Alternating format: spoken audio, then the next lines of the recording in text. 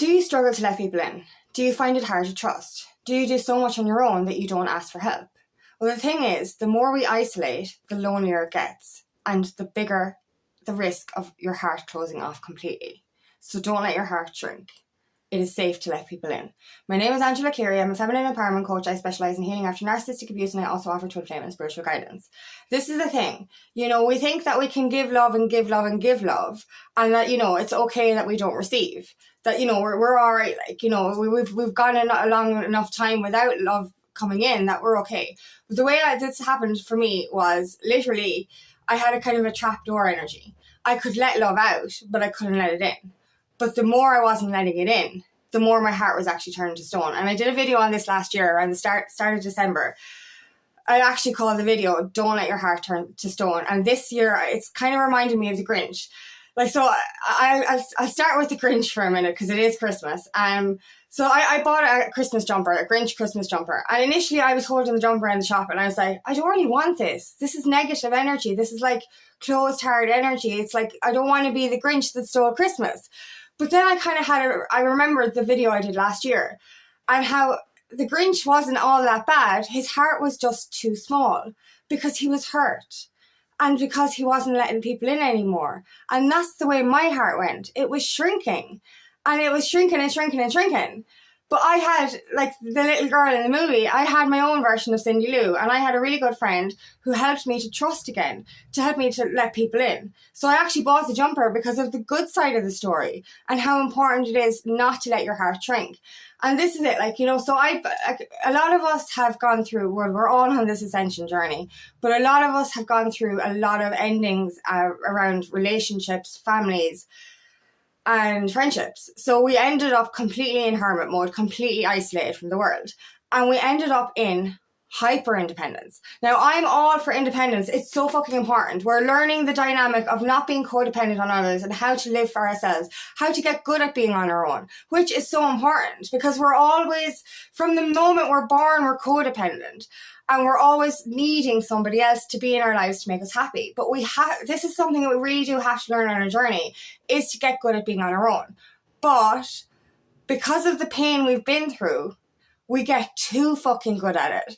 And this is what happened to me last year, is that my heart started to close completely, which frightened the fucking shit out of me. I described it as, the way Medusa, if you look at Medusa, she turns into stone and it goes like that. So my heart was effectively closed on one side and open on the other. So I was able to give love, but I wasn't able to receive it.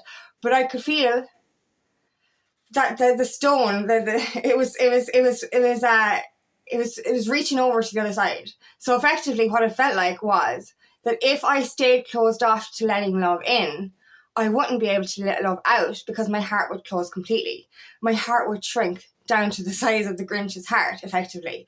And this really frightened the shit out of me. It really did, because even though I haven't been good at receiving love, or I've never actually received healthy love, I have through friendships, I suppose. But I was always a giver of love. And that's what made me survive. That's what makes me love the world, or makes me love life, is that I can give to others. And I even made it into my career. So, this is what I do. I love love and I love to give love, but I wasn't able to receive it because I was afraid. And this is the thing. We end up in hyper independence and we end up not asking for help because we feel like it makes us weak. But also we're afraid of getting hurt. We've been literally betrayed, or we've had to walk away from certain dynamics. We've literally lost everyone effectively. When you're on the ascension journey, oftentimes we do lose everyone in our environment and we have to start again. And the soul tribe then comes in. But you see, our soul tribe can't come in if our hearts are closed. And this is it. I could try all my hardest to still give love, but I couldn't receive it. And I realized I was afraid. I got the download that I was afraid to be loved because love was scary. Love hurt. I was hurt by people in the past, and I thought I'll continue to be hurt if I let people in. And I understood the movie The Scrooge as well. This is such Christmas energy. But the Scrooge wasn't an asshole initially. We're not born assholes. Or the Grinch wasn't born an asshole. But because their hearts were broken, they closed off. They closed off from the world. They closed off from people. They closed off from everyone. And the way it was getting for me last year was I was getting lonely. And I've never been lonely on my journey. You know, even being on my own, I'm not lonely. But I was starting to get lonely. And if I'd have continued down the route of letting my heart close, I could have turned bitter, just like Scrooge or just like the Grinch.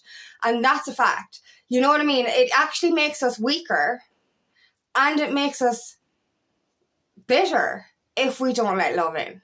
We feel like we're weak to ask for help. We feel like we're weak to be vulnerable. But that's the fucking opposite of the truth. The truth is we're stronger together. And you know, my friend last year, she made me realise the importance of letting people into your life again.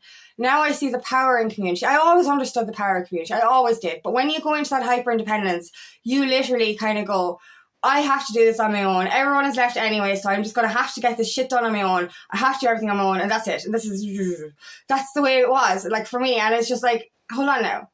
We are stronger together. The bigger the love, the bigger the abundance, the bigger the outcome. And that's a fact. Like, do you know what I mean? The power of having community, having people in your life, having friendships, it's profound. It's so profound. Like, you know, I started like a feminine empowerment group for us women. And because I realized, I was actually after attending a group, and I realized the importance of community, of support of like-minded people. And this is what it is. You know, we when we're on this isolation journey, or when we're forced into hermit mode for a reason. There is a reason for it. And as I said, we're here to become independent and not codependent. But and I think that was one of my biggest fears as well. I've been in so many codependent relationships and friendships and family, whatever it was, you know, that I was so afraid if I asked for help or if I allowed people into my life, I'd become codependent again. One of my biggest fucking fears. Up until this year, actually, I still had a fear of getting into a codependent dynamic again. I've been really working on that one. And, you know, I for a long time, I was keeping people at arm's length. And, you know, I am very selective of who I let into my energy anyway. But I'm starting to trust again. I'm starting to feel safe. And that's the thing. It's that feeling of safety. That was a big one we got around this, a big energy I was getting around this lately as well, is it felt unsafe. Unsafe to let people in. Unsafe to be loved. Unsafe to ask for help. Because everyone in our past made us feel unsafe. You know what I mean? Everyone in our past betrayed us or walked away, or we had to walk away from them. So it was unsafe. And now this is the thing. Our model of love was unsafe. We fear, like, that was the thing I got last year. The download I got when I did this video last year was I was afraid to be loved.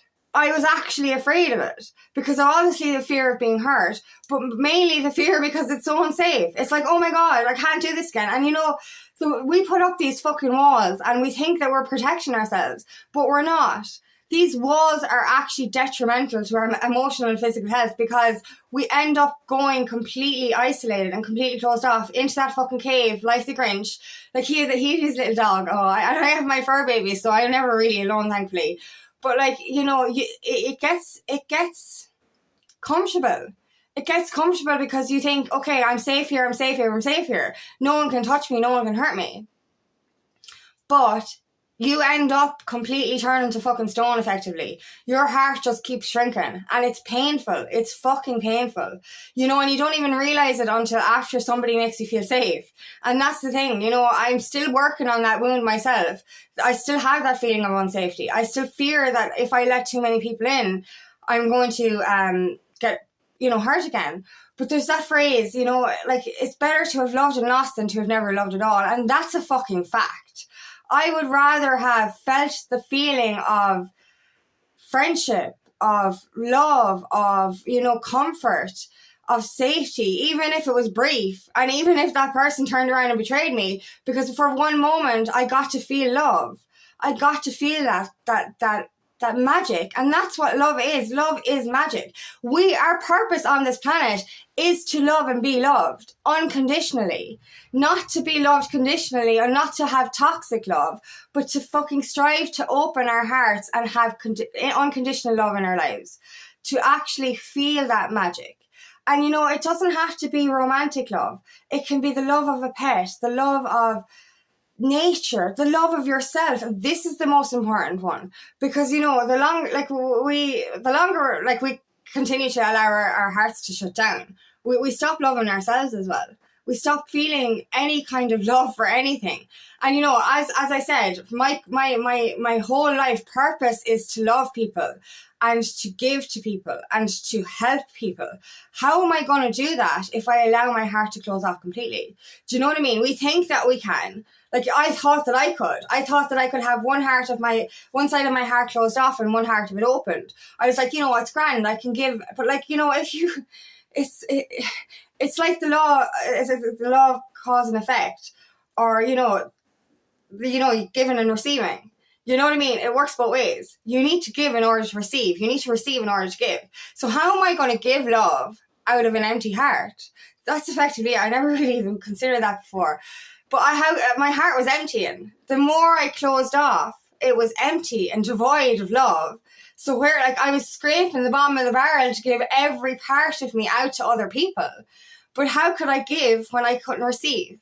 It doesn't make sense. You have to be able to receive in order to give. I had to fill my heart up again in order to give again. And that's the whole, like, you know, analogy of the cup overflowing. If your cup is empty, how are you supposed to give from an empty cup? How are you supposed to give from an empty heart? This is the most important thing here.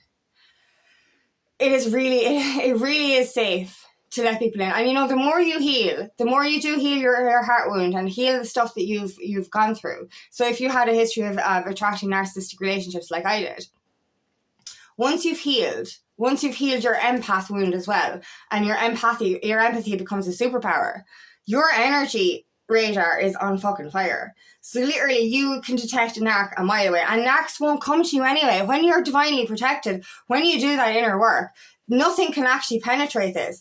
Do you know, I describe it as a spaceship, for example. Do you know, when a spaceship has the cloak of invisibility as well as the shield to protect them, we have that when we do the inner work. We have that when we enhance our empathy as a superpower. So, you know, we can be actually we can trust ourselves to know that the people we attract in are trustworthy now. And we can start, like, you know, I suppose when we're so used to the negative energy, we spend our whole lives kind of going, if somebody's nice to me, they have an ulterior motive. So therefore, I'm not going to let anyone in because they want something. And, like, you know, I still do this. I still kind of nitpick. I'm like, no. Sure, they're only fucking using me. And it's because I've experienced that so many times. Do you know, I've had people use me because of my status in work and all that kind of stuff. I've had people pretend to be my fucking friend, literally just because I was a supervisor. Do you know, I went through this dynamic. So I had this over and over again. So genuinely, when people are nice to me now, I'm like, the fuck do you want? But I'm starting to learn differently. I'm starting to trust again, and I'm starting to let people into my life, and I love it. Oh my god, the power of community, the power of friendship. It is so, so profound, and it does make us stronger.